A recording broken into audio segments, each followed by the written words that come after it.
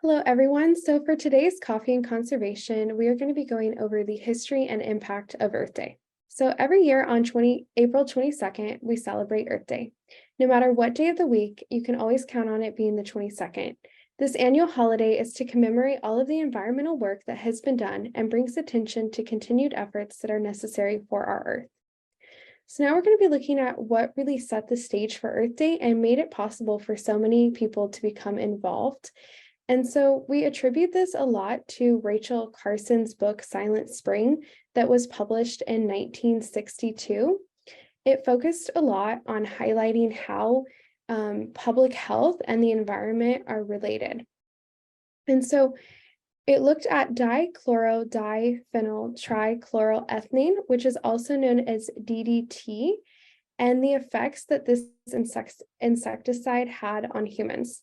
A lot of environmental consciousness was inspired from this, and it was written in a language that even the non-scientists could understand, which really made this a book that caught the attention of so many people.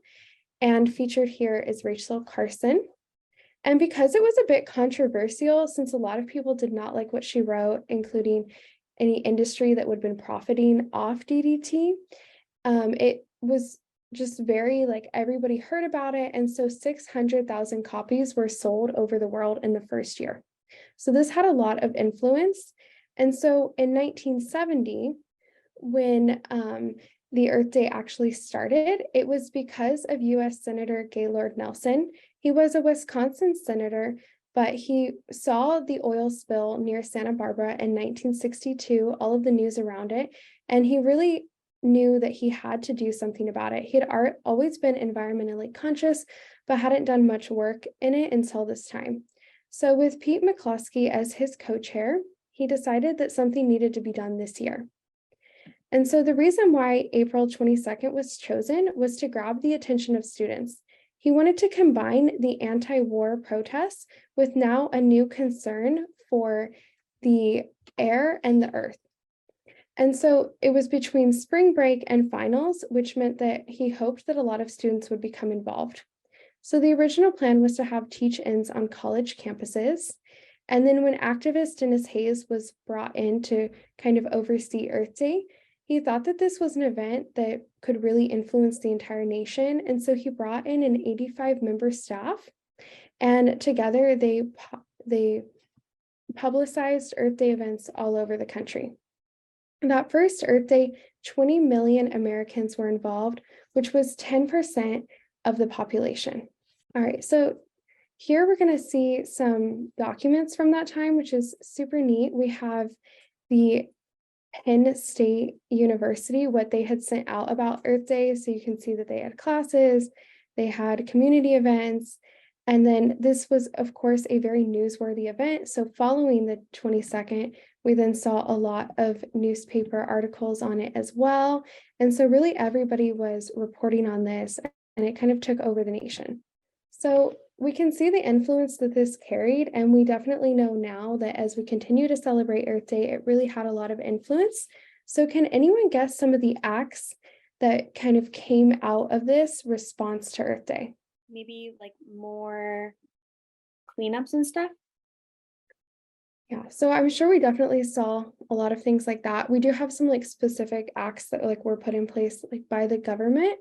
And so to look at this, we have the US Environmental Protection Agency, we have the National Environmental Education Act, the Occupational Safety and Health Act, the Clean Air Act, the Clean Water Act, and the Endangered Species Act. Because this was such a historical event, we're also going to see a little clip about what in the 70s they were saying about Earth Day, how they connected it to other newsworthy events, and how this was reported on in television.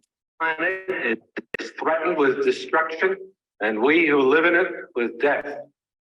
The heavens reek, the waters below are foul, children die in infancy, and we and the world, which is our home, live on the brink of nuclear annihilation. We are in a crisis of survival. So additionally on this clip is also a little part about, a little clip from Colorado, showing how they celebrated For Purple Mountain's majesty, a place where on a clear day, the legend said you could see forever. The clear days are fewer now, and instead of forever, the view often stops with haze. Next to Los Angeles, Denver has the best climate in the country for producing smog. In this unlikely seeming place, the air is threatened. Earth Day is a focus for efforts to save it. Bicycles at the state capitol were a Denver symbol. Auto pollution is a major problem here in the country's 17th most polluted city, so high schoolers pedal to show there's another way to travel. The altitude increases car engines' pollution output. It doesn't do a thing to bikes. So here we see the influence that students had, and we see how successful it was in really getting the students on board. It's really interesting to just see the small ways that we can make a difference. And so we also know that today, of course, riding bikes would still be great, but it had a lot of influence for the time. And it's interesting that as the video continues, it does mention that though schools were not closed that day, absences were understood to be confused. So students really carried a lot of power in this Earth Day, and we can continue to see students producing movements that are picked up by the population and have a lot of influence in history. And so while it started off being a United States holiday, Earth Day is now celebrated globally. And so this started in 1990 when Dennis Hayes was brought in again. 20 million people in 141 countries became involved in 1990, and there was a special focus on recycling that year. Senator Nelson was also given the Presidential Medal of Freedom from Bill Clinton. And this Earth Day inspired the 1992 United Nations Earth Summit in Rio de Janeiro. And so now we're going to look at how, and here's it featured here. And then we're going to look at how Earth Day looks today. And so today, 1 billion people in over 190 countries participate annually. This makes it the largest secular observance. In other words, it is the biggest holiday other than religious ones that is celebrated around the world. And the themes for this year are invest in our planet, and the little icons represent climate literacy, ending plastics, planting trees, voting for the earth, global cleanups, and sustainable fashion. EarthDay.org does a lot to push for Earth Day, and they are working on the Canopy Project, which started in 2010. And from it, they have planted tens of millions of trees, working worldwide to strengthen communities. And so as little as $1 can help plant a tree. And so if you're interested in getting more involved in that, you can go to earthday.org. And then we know that because we continue to celebrate Earth Day, that it has a lot of influence. So we're going to look at what California has done in response to the environment. So some current initiatives that are going on. First of all is the Advanced Clean Cars 2 regulation. This is an expansion of the 1990s Clean Car regulation. And so this one focuses on 100% of new cars that are sold in California will be zero emission vehicles by 2035. This includes cars, light trucks, hybrid, and electric cars. And so the reason why California is pushing for this initiative so much is because it directly targets California's biggest producer of global warming emissions and air pollution. Transportation makes up 50% of greenhouse gas emissions and 80% of air pollutants in California. This regulation is believed to create a lot of health benefits. It should help communities near freeways that are already facing environmental and economic disparities. It is predicted that this will reduce cardiopulmonary deaths, hospital admissions for cardiovascular or respiratory illnesses, and emergency room visits for asthma. It is also part of California's long-term goal to be going carbon neutral by 2045. So another thing that California is working on is building the high-speed rail authority. This would be the first high-speed rail system in the nation. Construction began in 2015 and will continue till likely around 2030. The date is a little bit unclear. It's been pushed back a couple of times just because it's such a large project, but hopefully by the end of this decade, we will see it come to completion. This will run from the Central Valley to San Francisco. It's been creating new jobs, and they're also making sure that they preserve agricultural and protected lands.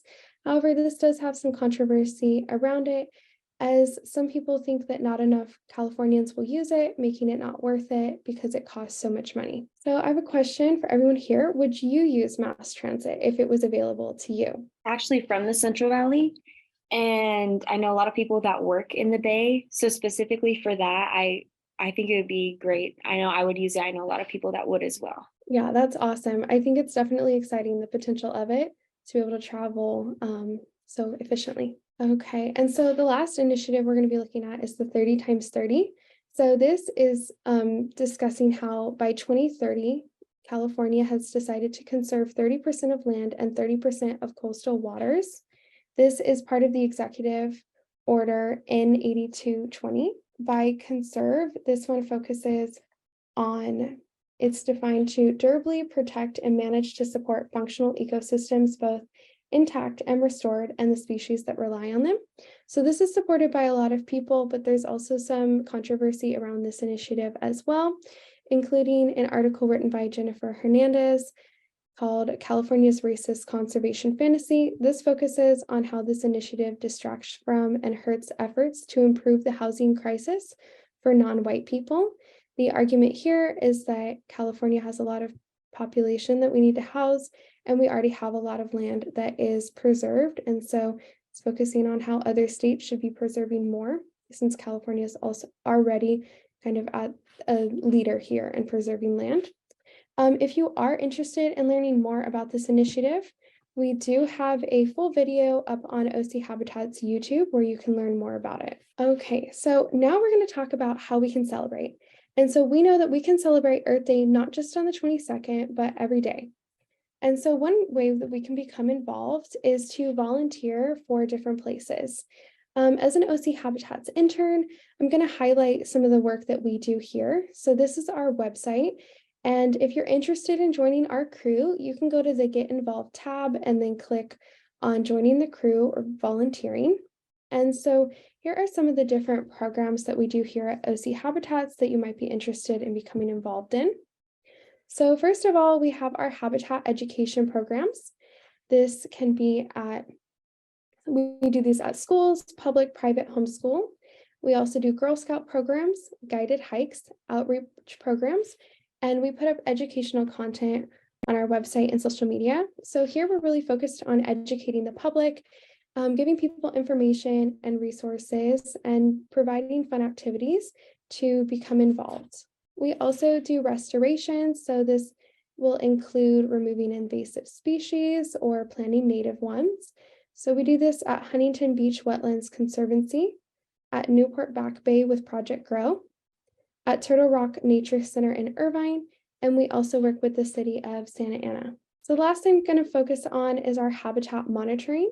So we do coastal dune habitat monitoring, Tucker Wildlife Sanctuary monitoring. We also have a sea urchin monitoring project and an Eyes on the Nest site project as well. So here we focus on monitoring. So that includes looking at how many species. A lot of times we focus on endangered ones are in a certain area so that we know how to respond accordingly. And so while this may be something that not everybody could get involved in, we do know that there are ways we can change our daily lives to become more sustainable and more environmentally conscious. So I have two questions here that focus on the fashion industry. And so does anybody have a guess on what percentage of total global greenhouse gas emissions are produced by the fashion industry? Okay, yes, that is the perfect guess.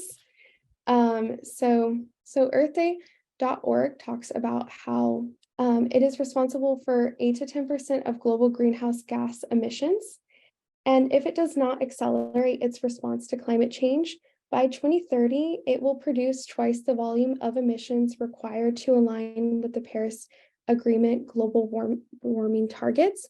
And so this is a huge impact on our environment as a whole.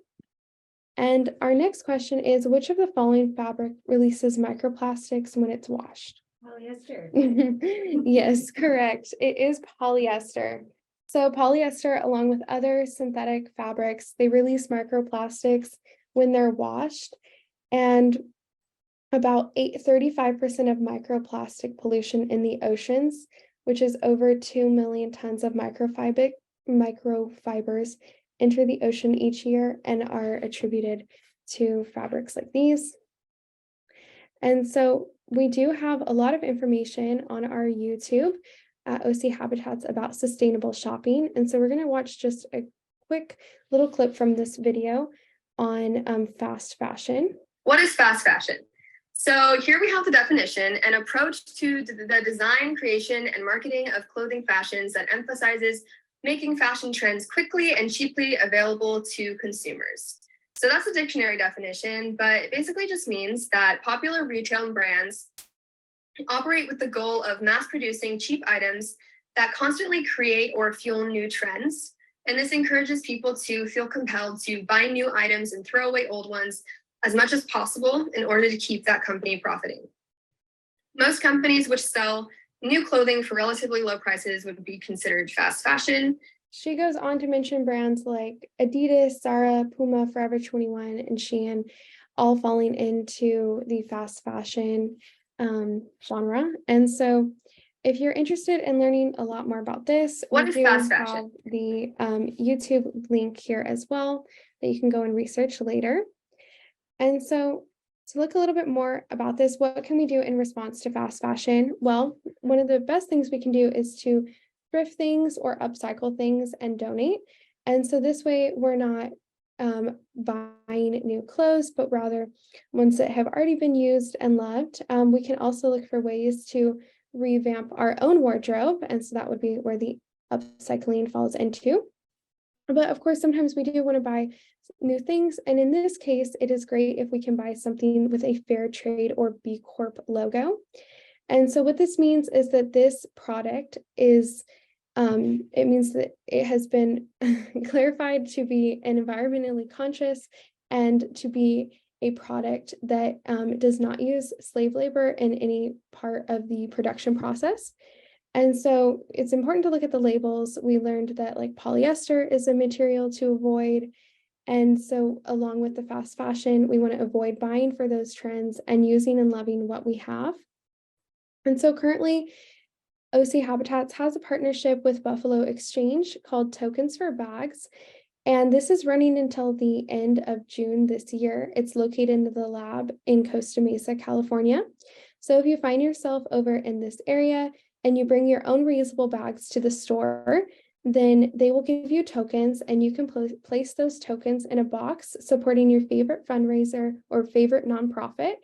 And one of those is OC Habitats this year, and that fundraises for us. So this is a great way to just spend your Saturday going to Buffalo Exchange and participating in this. And if you're curious what fair trade or a B Corp logo looks like, all of these are great if you find these on brands or products. You'll also find these on things that aren't just fashion related. You can find these on food as well, like coffee, tea, chocolate, etc. And so we have an article up on our website as well about B Corps if you're interested to learn a little bit more about this. So another thing we can do is being an environmentally responsible citizen. So this can include supporting your favorite local conservation nonprofits, volunteering or donating, voting for the environment, which is researching candidates' platforms so you know what you're voting for, and writing a letter to your representatives, signing petitions, and attending local protests. The last thing we're going to focus on is educating yourself and others, and so can advocate for comprehensive school curriculums. And one of the easiest things you can do is simply to discuss these issues with your family and friends. This helps raise awareness for others and also helps provide new ideas as well, things that we might not have thought of ourselves. You can read OCH blogs and other environmental literature, and you can follow your favorite conservation groups on social media, including OC Habitats, and you can find us at OC Habitats. So if you are interested in continuing your education about the environment, here are some books that we recommend. The first one is Sex in the Sea. This is a really creative way to learn about reproduction in the sea and to learn about our human effects on the sea. We also have Rachel Carson's book, The Sea Around Us, which is an award-winning book. And this one also focuses on learning everything about the ocean. And we have Coyote America highlighted as well, which is also an award-winning book and gives a different story around coyotes than what we usually hear. It focuses on how creative and adaptable they are as creatures. We also point out the Last Great Auk, Wild Season, Last Child in the Woods, and Sand County Almanac as all great books that you can continue your environmental journey on.